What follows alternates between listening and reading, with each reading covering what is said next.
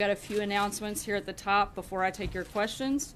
I have an update on the tunnel collapse at the Hanford Nuclear Waste Site in Washington State. The incident is moving from the emergency phase toward the recovery phase. After extensive testing, we remain confident at this point that there has been no indication of worker exposure or an airborne radiological release. Personnel began taking steps to stabilize and fill the hole over the partially collapsed tunnel last night, and we expect those efforts to be completed today. The site remains closed to non-essential personnel. Dedicated experts on the ground are looking closely at what next steps should be taken with respect to mitigating future tunnel breaches. In Washington, D.C. today, as Sean mentioned yesterday, the President is focused on preparations for his upcoming foreign trip. He met this morning with the Russian Foreign Minister following on the visit of Secretary of State Tillerson to Moscow last month. A readout of that meeting went out about an hour ago, and I'd refer you to that for further questions on the meeting. Outside of D.C., as part of the administration's ongoing effort to address the opioid crisis in America, Secretary Price continues his listening tour, learning from those on the front lines battling the epidemic. Today, he will meet with officials in Maine and New Hampshire to discuss how the administration can best support the local initiatives to combat this tragedy. Secretary Zinke is in Utah today, visiting national monument sites and meeting with local officials to comply with the President's executive order that ordered a review of national monument designations. The Secretary also took another step to advance the President's America First offshore energy strategy by reversing an Obama administration action to halt scientific research in the outer continental shelf. And Secretary DeVos is in Daytona Beach, Florida, to deliver the commencement address at Bethune-Cookman University. The university is a great example of the top-notch education HBCUs have historically provided and continue to provide to their students, and I know the Secretary is honored to be there today. There's also another nugget of big news, as you guys may have been paying attention, in regard to the termination of the former FBI Director Comey. The President, over the last several months, lost confidence in Director Comey. The DOJ lost confidence in Director Comey. Bipartisan members of Congress made it clear that they had lost confidence in Director Comey. And most importantly, the rank and file of the FBI had lost confidence in their director. Accordingly, the President accepted the recommendation of his Deputy Attorney General to remove James Comey from his position. Before the news broke, the President spoke to several members of Congress to inform them of his decision. Those members are Senate Majority Leader Mitch McConnell, Speaker of the House Paul Ryan, Senator Chuck Grassley, Senate Minority Leader Chuck Schumer, Senator Feinstein, Senator Lindsey Graham, House Majority Leader Kevin McCarthy, House Minority Leader Nancy Pelosi, and Congressman Bob Goodlatte. Later in the evening, he also spoke to Senator Bob Corker, Chairman of the Senate Committee on Foreign Relations. In addition to all of the big news happening at the White House today, it is also my daughter Scarlett's 5th birthday. And since I'm here and you guys aren't, I get to wish Scarlett a happy birthday. And with that, I think her first birthday wish would probably be that you guys are incredibly nice. And now I will take your questions. Allie. Chair, I think it would be helpful to establish some of the facts, and I have a couple broader questions for you. So number one, yes or no, did the President direct Rod Rosenstein to write this memo on James Comey? No, the President had lost, again, like I said, he'd lost confidence in Director Comey, and frankly, he'd been considering letting Director Comey go since the day he was elected. But he did have a conversation with the Deputy Attorney General on Monday where they had come to him to express their concerns. The President asked that they put those concerns and their recommendation in writing, which is the letter that you guys have received. So it is the White House's assertion that Rod Rosenstein decided on his own, after being confirmed, to review Comey's performance? Absolutely, and I think most of America had decided on their own that Director Comey was not the person that should be leading the FBI, as evidenced by the numerous comments that we've seen from Democrat members in the House and Senate, Republican members, members of the FBI, and people across the board. A couple more establishments of the facts. I think is Senator Dan Feinstein says she was told something different directly from the President. The President said he asked Rosenstein and Sessions to review this. Is she lying? he asked them for their recommendation based on the conversation that they had on Monday. He asked them to put that recommendation in writing, but they came to him on his own. And again, the president had lost confidence in Comey from the day he was elected. He wasn't sure that he shouldn't fire him.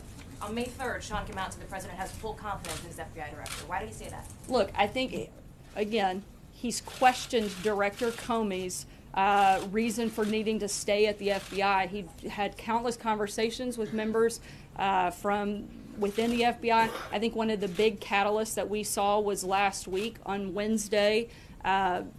Director Comey made a pretty startling revelation that he had essentially taken a stick of dynamite and thrown it into the Department of Justice by going around the chain of command when he decided to take steps without talking to the Attorney General or the Deputy Attorney General when holding a press conference and telling them that he would not let them know what he was going to say.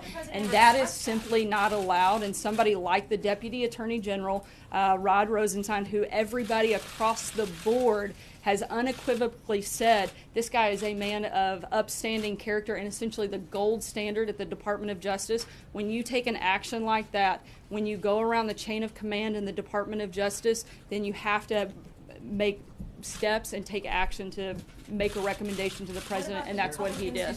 John? The Russia investigation, Sarah. Does it have to do with the investigation into Russia? How do you respond to those criticisms? We'll come back to that, I'm sure. There you go. Until you said from the podium just now that the president lost confidence in him over the last weeks and months, we had thought that this was all Rosenstein's doing.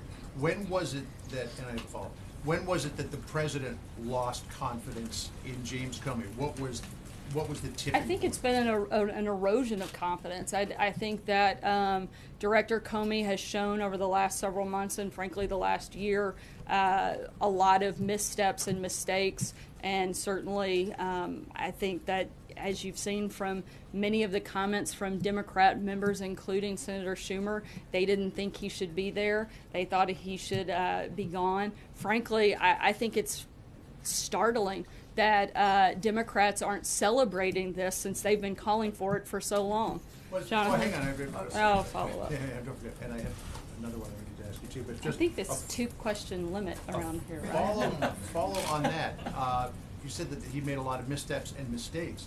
Back at the end of October, this president was applauding the FBI director when he reopened the investigation into Hillary Clinton's email. So he seemed quite happy with him at that point. What changed? Well, I think the president's position, one, he was a candidate for president, not the president. Those are two very different things. Once you take over leading the Department of Justice, that's very different than being a candidate in a campaign. As you guys all know, there's a very clear distinction between those two things. I think also having a letter like the one that he received and having that conversation that outlined the basic just atrocities in circumventing the chain of command in the Department of Justice.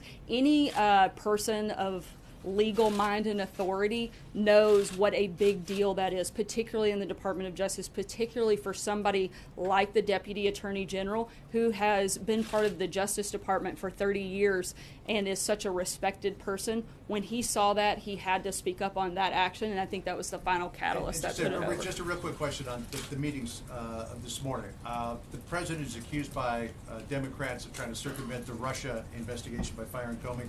He meets with the Russian foreign minister and the Russian ambassador to the United States. He's accused of being Nixonian. He meets with Richard Nixon's Secretary of State. The timing of all of this, is it just ironic, or is this the president poking a finger in his critic's eye? Look, these were meetings that have been on the books for a while. They didn't just happen this morning.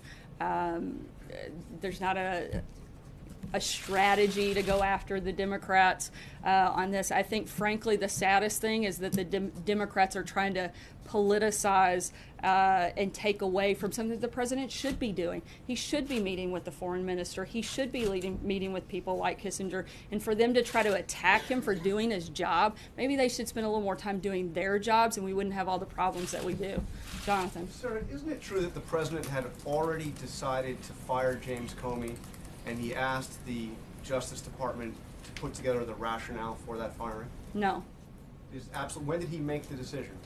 He made the decision for the final decision to move forward with it was yesterday, but I know that he's been contemplating it for a while. But how do you explain what Dianne Feinstein says, that the president told her that he was concerned with the mess at the FBI and asked the Justice Department to look into it? I can't speak for Senator Feinstein, but I did speak directly to the president and heard directly from him that he, again, had been considering letting Director Comey go pretty much since the day he took office, but that there was no request by him to have a review at the Department of Justice. But was the reason for the firing what was written by the Deputy Attorney General? Is that why he did it? That was, I think, the final piece that moved the president to make that quick and decisive action yesterday. What did he mean in the letter that he wrote informing Comey that he was being fired?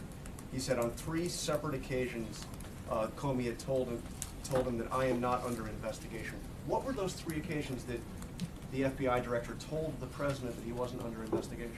I'm not going to get into the specifics of their conversations, but I can tell you that Director Comey relayed that information to the president. Jeff? Following up on that, Sarah, did the president ask Director Comey whether he was under investigation when they had these meetings? Again, I'm not going to go into the specifics of their Is conversations. the White House concerned that, he obviously made a decision to stick that in the letter and to make that public. Are there any concerns that it was inappropriate that they had that type of a conversation? No. Charlie? How important was the FBI director's failure to stop the leaks coming out of the FBI to the president? How important was that? I think that's probably one of the many factors. You can't deny somebody that wasn't a problem, and so I think that was just another one of the many reasons that he was no longer had the confidence of the president or the rest of the FBI. Can we expect more firings from the Justice Department? Not that I'm aware of today. Thank you, Chairman. Going forward, does the president want the Department of Justice to shut down what he's called a taxpayer-funded charade investigation? He wants them to continue with whatever they see appropriate and see fit, just the same as he's encouraged the House and Senate committees to continue any ongoing investigations. Look, the bottom line is any investigation that was happening on Monday is still happening today. That hasn't changed, and in fact, we encourage them to complete this investigation so we can put it behind us and we can continue to see exactly what we've been saying for nearly a year. There's no evidence of collusion between the Trump campaign and Russia, and we'd love for that to be completed so that we can all move on and focus on the things that, frankly, I think most of Americans are concerned with. Even if they keep on wasting taxpayer money, he wants it to continue? Look, nobody wants to waste taxpayer money. I think the president has made a priority of this. That's another reason we'd love for it to come to completion. But at the same time, I know that you all will not let this go until it does, and so we'd love for that to be completed. Let's put it behind us, let's move on, and let's focus on what we need to do to turn our country around. Sarah, 2 questions. One, was the White House aware at the time of this decision and announcement that grand jury subpoenas in the case of Michael Flynn had just gone out? No, nor should we have been. Do you know anything about that process? No, I don't. I'd have to refer you to. And does the White House believe that if these FBI investigations are going to proceed in these allegations of Russian interference, support continued funding and support who to lead that investigation? Who is going to be running that right now? Are you confident that that could be McCabe, or does it have to be somebody else? Right now, I believe that would fall to the Deputy Attorney General, Rod Rosenstein, and we are incredibly confident in his abilities, as I believe you can tell by the rest of the Senate, including many Democrats, are as well, given the fact that he was confirmed 94-6 and had overwhelming praise from both sides of the aisle. I think there's complete confidence in him. And another reason, frankly, for Director Comey to be out of the way so that they can have somebody leading this effort that everybody across the board has respect and confidence in. Nobody wants this to be finished and completed more than us, so that we can focus on what we need to do here. Sarah, Yeah. the president said, Sean Spicer said just a week ago today, the president has confidence in the director.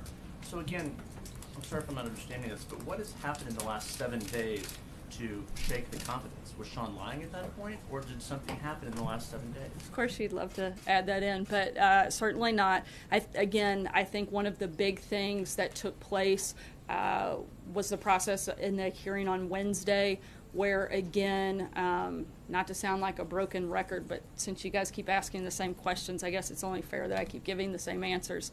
But you have somebody, the director of the FBI, who reports to the Deputy Attorney General, going around the chain of command. That's simply not okay. That's not something that is allowed in the justice system, nor should it be. That's a huge problem. That, along with the corrections that had to take place over the last, I believe, 48 hours, those are all big problems. And another, I think, kind of final piece that pushed the president to make the decision that he did. Does he regret not doing it earlier, like on January 20th or January 21st? No, I believe the president wanted to give Director Comey a chance, but he feels that he made the right decision, certainly. Why did he do it as he did, if I could ask? Why did he have one of his longtime security advisors hand deliver a letter to the FBI when the FBI director was in fact in Los Angeles? Didn't he deserve a phone call or a face-to-face conversation? Why did he decide to do it like He that? followed the proper protocol in that process, which is a handwritten notification.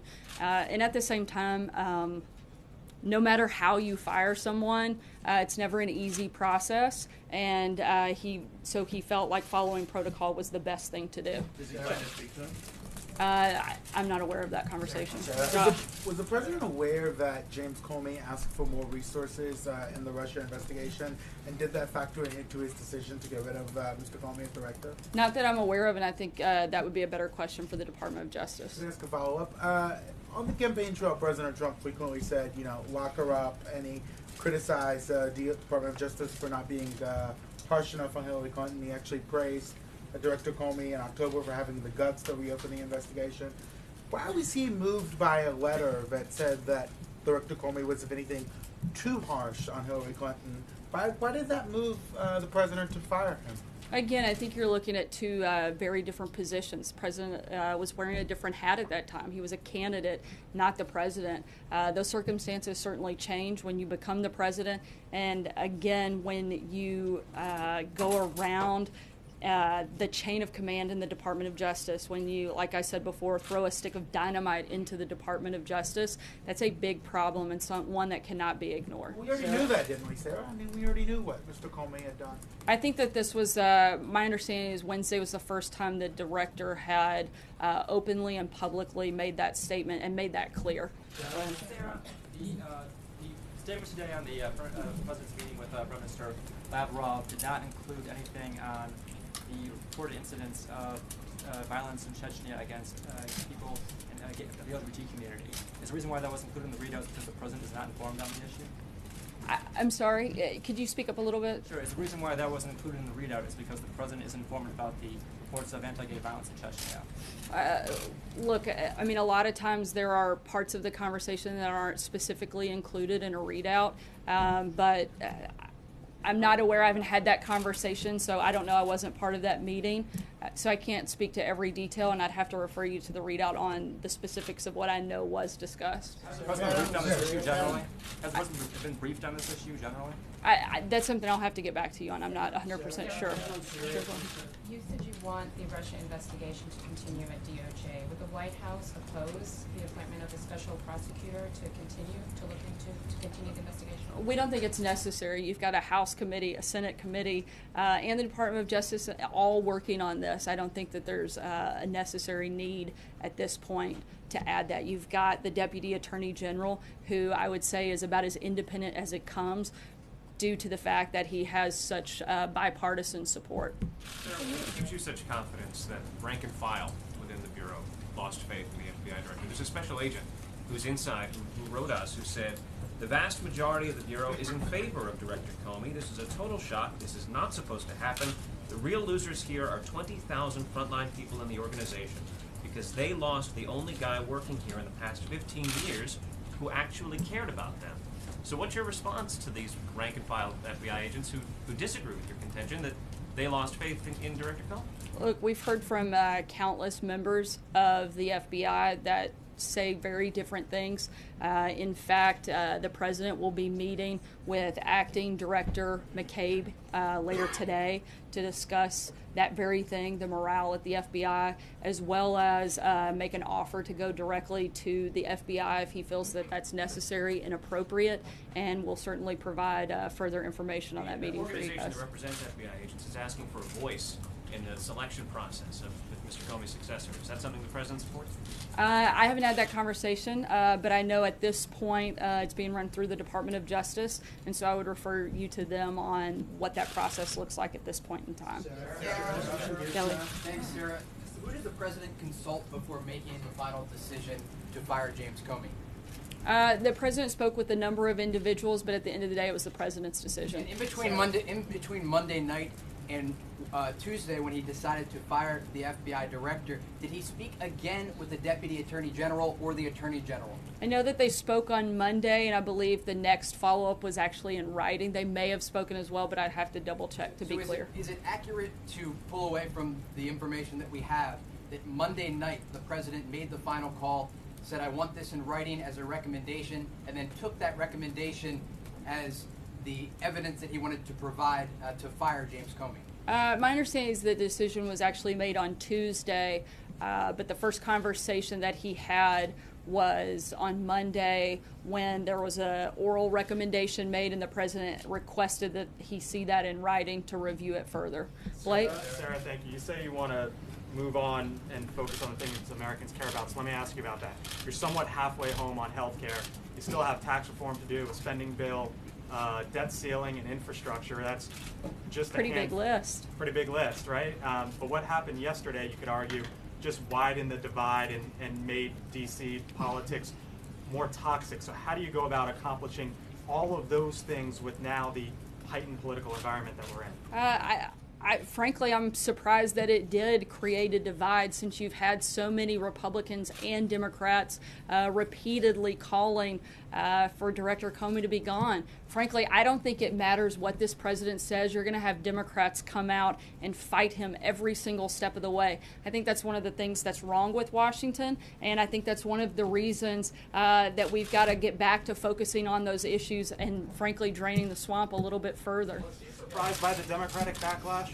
Did he anticipate it, considering some of the past statements? How could he have, considering the fact that most of the people that are declaring war today were the very ones that were begging for Director Comey to be fired? If Hillary Clinton had won the election, which thank God she didn't, but if she had, and she had been in the same position, she would have fired Comey immediately, and the very Democrats that are criticizing the president today would be dancing in the streets celebrating. So it's just I think the purest form of hypocrisy.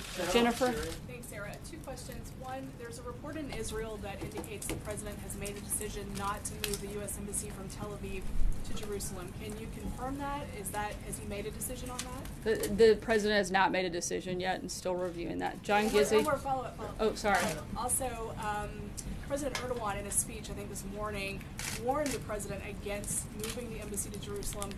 Does that warning and warnings from other Arab leaders play into his decision as he's considering this move?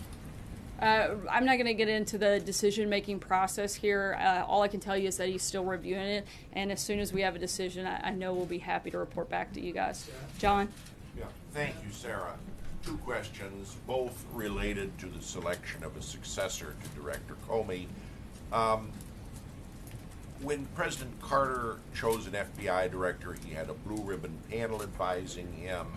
Presidents Clinton, Obama interviewed several candidates. Is the president going to follow this pattern, or does he have some individual in mind at this point? Right now, I know that there are several individuals being considered, and the first step will be determining the interim director, and that is being handled through the Department of Justice, and so I would refer you to them for right now. And the other question I was going to ask I forgot you've got two. I've got two, and I'm pretty nice, Charlotte, aren't I?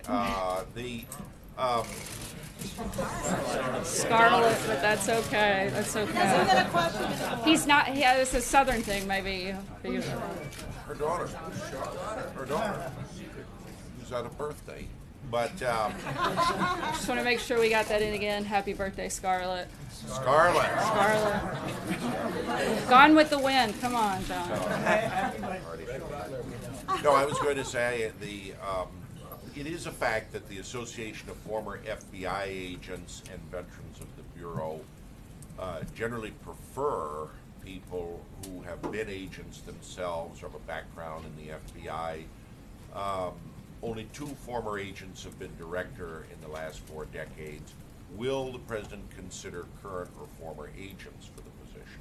I would say that he's not ruling anything out at this point, but again, as of today, the Department of Justice is handling the first step in this process. Should the Attorney General, who has recused himself from the Russia investigation, have any role in the selection of a successor? And given the fact that in his 100-day interviews, the president himself said he had confidence in Director Comey, at this podium, the American people were told he had confidence in Director Comey.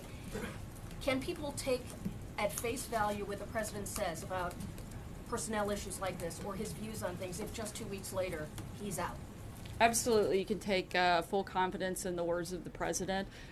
In terms of whether or not Attorney General Sessions should have a role, look, the FBI is doing a whole lot more than the Russia investigation. I know everybody in this room and probably most of the media around the world would like to think that's the FBI's sole responsibility, but that's probably one of the smallest things that they've got going on their plate in the 20,000 employees that work there, and so he should absolutely have a role in seeing who runs that agency and that department. Zeke? Hi, Sarah. Does the president have confidence in the acting director? Yes, he does. Okay. And secondly, you mentioned earlier that you're encouraging the FBI to move on from the Russia investigation. Is it appropriate for the White House to be directing the FBI what to do with any investigation they're currently investigating?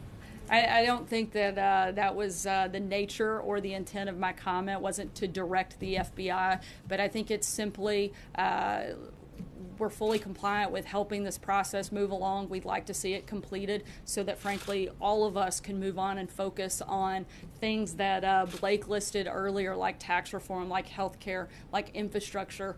Those are big programs, big priorities for this administration, and frankly, what we'd like to be the #1 thing that we're talking about here today, every single day, is not FBI investigations, but things that, frankly, affect American voters and American taxpayers every single day.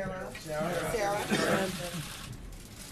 What exactly precipitated the Monday meeting? Was that because of the hearing last week, and what he said there, or did the Monday meeting with the president have a DOJ official come out of a longer process of consideration of Comey? The Department of Justice officials were here for other business, not specifically to meet with the president on that. The topic came up, and they asked to speak with the president, and that's how it moved forward. Previously talked to Attorney General Sessions or Deputy Attorney Rosenstein about the possibility of going this way with Comey? Not that I'm aware of, no. Did it come up in the confirmation? Sarah? I'm sorry? Did it come up in the discussion process before the confirmation? When the president was considering nominating Rosenstein, did he talk about Comey with Rosenstein then? No, not that I'm aware of. Mike? The president's statement that he talked to Comey about whether or not he was being investigated raises several questions. Can you talk about why you're not willing to add any more to that, about who asked for that and why that was discussed? Who asked for what? I'm sorry. About whether or not the president seems to be trying to exonerate himself in this. I mean, can you talk about why you won't add any more to what that conversation was, how that took place, when it took place? I think that was three occasions. You said you'd clarify those 3 occasions and who initiated. Yeah, again, I'm not going to get into the specific details. I'll check and see if we have follow-up on that, but at this point, I'm not going to comment any further than what was spelled out in the letter. I'm sorry? Why was it in the letter? If you don't want to clarify or comment, why was it put in the letter in the first place? Look, I think it was something that far above my pay grade was decided to be included.